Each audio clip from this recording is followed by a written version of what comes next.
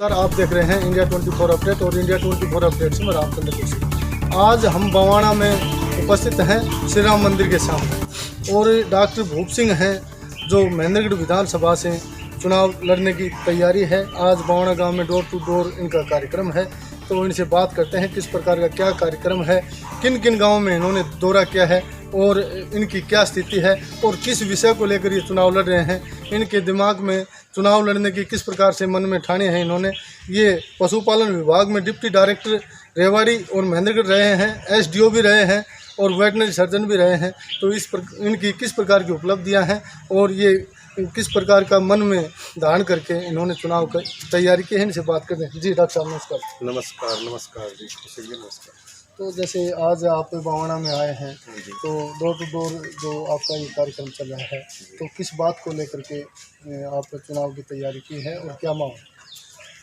देखो, चुनाव की माहौल तो अपने आप पब्लिक ही बनाती है।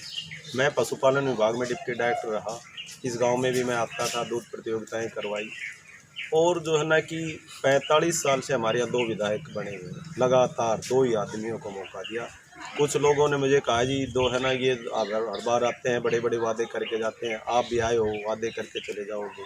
तो मेरा रिकॉर्ड, ट्रैक रिकॉर्ड पशुपालन विभाग का या मेरे परिवार का रिकॉर्ड उठा करके देखें, हमने जो वादे किए हैं पब्लिक से तो वो करके दिखाएं। मैं चांद तारे लाने की बात नहीं कर रहा हूँ, मैं चुनाव लड़ रहा हूँ बेसिक चीज़ों पे कि लोगों के लिए आम जो सुविधाएं वो होनी चाहिए।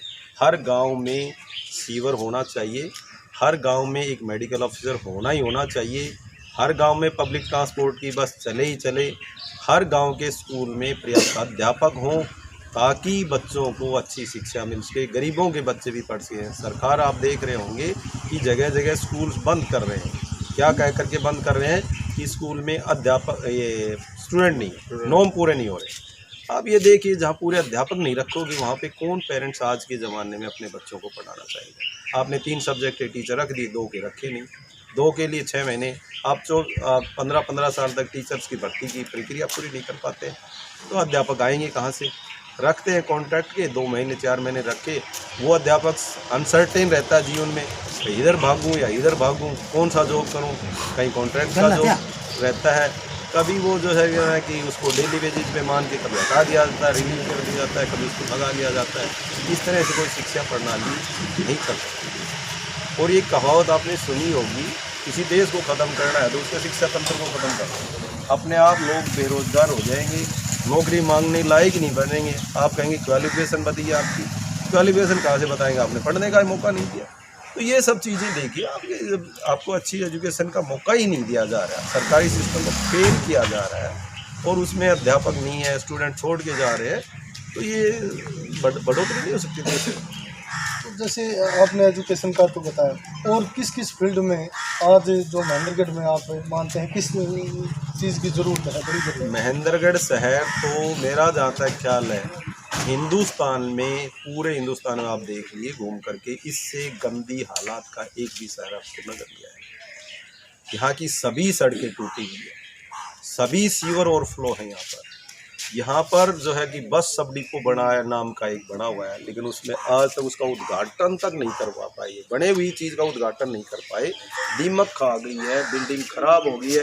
हालत ये होगी कि आज बाजरा खरीद के अंदर वो जहाँ बसेज होनी चाहिए थी वहाँ बाजरा के अंदर शुरू हो गया। तो अब ये शहर तो बहुत बुरी हालत में है, ना वहाँ साफ़ सफाई की व्यवस्था सही है, ना वहाँ पे सड़कें अच्छी हैं। अभी 6 महीने पहले टेंडर हुए, कुछ सड़कें बनी साल 6 महीने के दौरान, आप देखो कि सारी टूट चुकी हैं। एक सड़क की जिसकी लाइफ 8 से 10 साल थी वो आज है ही नहीं, आप सड़क ढूंढते रह जाओगे महेंद्रगढ़ में। मैं अभी मुडान गाँव में गया था पीछे 2-4 दिन पहले, आप उस गाँव में सुरजनवास गाँव से लेकर के मुडान तक सड़क ढूंढ के दिखाते, मतलब उस गांव के अंदर आप एक सड़क नाम की चीज़ ढूंढ नहीं सकते कि सड़क कहाँ पे है और गड्ढे कहाँ पे, मतलब प्योर गड्ढे ही गड्ढे हैं वहाँ पर, सड़क नाम की चीज़ है ही नहीं। ऐसे ही आपके गांव में अब घूम रहे थे, मैं सरपंच साहब से बात की, मोबाइल सरपंच डेवलपमेंट के काम पूरे नहीं हो रहे। बोला सरकार ने सारी पावर ही छीन ली, सरकार ने तो सरपंचों के पास वित्तीय सहायता छोड़ी ही नहीं। अरे वित्तीय सहायता नहीं छोड़ेगी तो सरपंच हाथ जोड़ने से काम नहीं होने वाले हैं, काम तो पैसे से होंगे, और पैसे आपने सरपंचों को दिए ही नहीं है, छोड़े ही नहीं उनके पास, उनके खातों में नहीं छोड़े। और उनको एक लिमिट बना दिया आपने 2 लाख रुपए की, 3 लाख रुपए की, 5 लाख रुपए तक की। आप ये बताइए यहाँ से 100 मीटर दूर की भी सड़क बननी है तो उस पर भी कई लाख रुपए का खर्च आता है। तो जैसे आपने बताया 2 आदमियों ने 45 साल तक राज किया है, पूर्व शिक्षा मंत्री प्रोफेसर रामविलास शर्मा ने और जो हालिया विधायक हैं रावदान सिंह ने। तीसरे संदीप सिंह जो पूर्व एसडीएम हैं, उन्होंने भी इनके बराबर लगभग वोट अर्जित किए हैं, थोड़े वोटों से पीछे रहे हैं। तो उनकी जैसे उपलब्धियाँ हैं, पीछे एक रैली थी पाली गाँव के अंदर और उसमें उन्होंने सभी जाति के लिए उसको जातिगत कहें या क्या कहें जो रैली की थी उसके बारे में क्या कहें? देखो आपने शर्मा जी, अब तो प्रेजेंट विधायक हमारा यहाँ पे है रावदान सिंह, ठीक है, और पूर्व विधायक हैं रामविलास शर्मा जी। आप जो है कि आज विधायक से आपको मिलना है, मेंदड़ के विधायक को आप ढूंढ के दे दो, काम होना तो दूर की बात, आप ढूंढ के दिखा दो, आप मिलोगे कौन से। दूसरा जो है विधायक रहे शर्मा जी। शर्मा जी ने तो एक घर में आए, चूरमा खाया, एक को सरदार बनाया, एक को फलाना बोरा जी, फलाना बोरा जी। डेवलपमेंट है वो दिखाइए कहाँ। हम भी शर्मा जी कहते हैं डेवलपमेंट की बात करिए आप, ये चूरमा तो हम आपको 4 बार खिला देंगे, आप डेवलपमेंट की बात करिए। तीसरा आपने बताया संदीप सिंह। संदीप सिंह जी एसडीएम रहे यहाँ पर 2.5 साल तक महेंद्र। बताइए भाई 4 इंच की डेवलपमेंट प्लान आपने ये बनाई थी। आपके पिता शिक्षा मंत्री रहे यहाँ पे हरियाणा के, महेंद्र कॉलेज में क्या किया आपने वो बता दीजिए। कि यहाँ की जो है कि हिंदी और इकोनॉमिक्स की जो क्लासेस थी वो किसने बंद करवाई? आप खुद का एसडीएम थे। एसडीएम का तो काम होता है कि शहर के या क्षेत्र के अपने सब डिवीज़न के डेवलपमेंट के लिए कुछ अच्छी प्लान्स बना के देना सरकार को, ताकि अप्रूव हो और सब लोगों को उद्धार हो। लेकिन यहाँ तो कुछ भी नहीं हुआ, यहाँ तो उल्टा हो गया। जो था कुछ पहले से भी था वो भी छीन लिया गया। जो आदमी आपके क्षेत्र में रहता नहीं, जो आपके क्षेत्र में पैदा नहीं हुआ, वो आपके भले के बारे में कैसे सोच सकते हैं? आप ये कैसे उम्मीद कर सकते हो कि जो आदमी गुड़गांव में रह करके या दादरी या पंचकुला में रह करके आपकी डेवलपमेंट का कार्य कर देगा? ऐसा संभव नहीं है। जो आदमी डेवलपमेंट के लिए आपके दुख दर्द में हमेशा रहेगा, उसी को पता है कि आपके साथ क्या तकलीफ है और उसी पे काम करेंगे।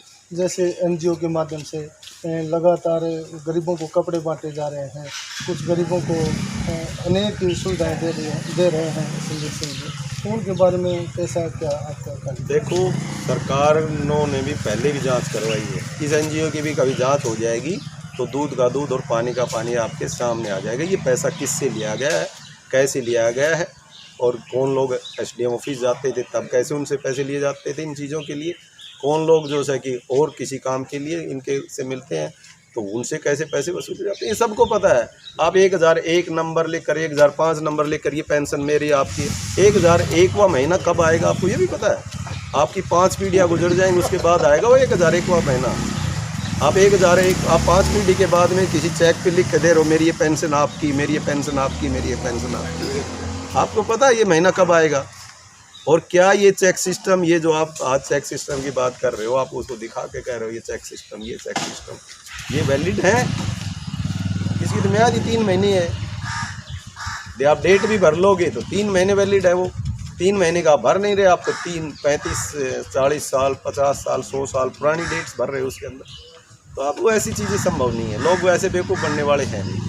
आपने तो क्षेत्र में से आएंगे कोई आदमी, वही चुनेंगे आप आपकी बात और वही आपके लोगों का विकास कर पाएंगे।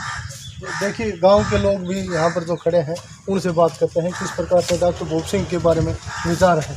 हाँ जी, क्या नाम है? तो जैसे आज डॉक्टर भूप सिंह आए हैं गाँव में, जो डोर टू डोर कार्यक्रम है, क्या ठीक है? जो उनके विचार अच्छे हैं, इनको मत देगी जी। आप क्या कहें भाई? हमने तो पहली बार बेरो पार्टी होगा भूप सिंह इलेक्शन में खड़े है, नहीं समझा। और अण दोनों आती अच्छो से और संदीप तक भी अच्छी है। तू संदीप अपना क्षेत्र में लड़ देखू ना, अब महेंद्र में लाठी पीटी है। संदीप का क्षेत्र कौन सा है? तो उरे नहीं बता उरे कि महेंद्र सुनना पड़े। हाँ महेंद्र आना वोट क्यों ना दी? एक तो बिहानी को आ गए, ठीक है शर्मा जी हमने कई दिन डाउट दियो, एक आप नया आम तो मुझको दो जी। भाई साहब, हाँ जी, आप क्या कहना चाहेंगे? मैं तो भी कहना यही चाहूँ बहुत बढ़िया आदमी है। कौन सा गांव है आपका? मेरा गांव मालडा बास है। हाँ जी, तो बढ़िया आदमी कौन है, क्या आपको बढ़िया डॉक्टर अच्छा लगा? डॉक्टर साहब में आप बहुत जोर का लगा मैंने तो। जैसे आप पशु पालते हाँ, हैं, पशु। डॉक्टर साहब पशुओं के डॉक्टर रहे हैं, तो इनकी कैसी क्या उपलब्धियां रही, कैसा इनका सहयोग रहा, इसके बारे में क्या? मैं राजकुमार ने जी मारे तो चंदी पे चढ़ा दिया डॉक्टर साहब ने, मतलब इतनी वो मेहनत करी है, बहुत ही आगे मेडिकल भी सबकी मेरी राखी नहीं। डॉक्टर साहब को मतलब एक मौका दो, इसका बदलाव करो, दोनों को हटाओ जोटा।